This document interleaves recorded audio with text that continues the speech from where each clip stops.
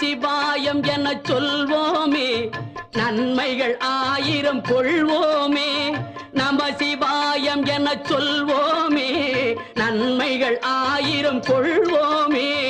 நம சிவாயம் என சொல்வோமே நாராயணா என்ன சொல்வோமே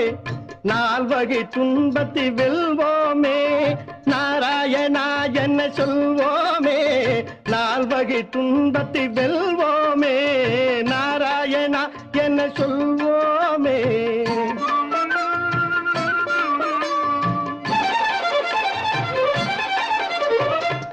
வெள்ளிப்பனிமலையில் அமர்ந்திருப்பான்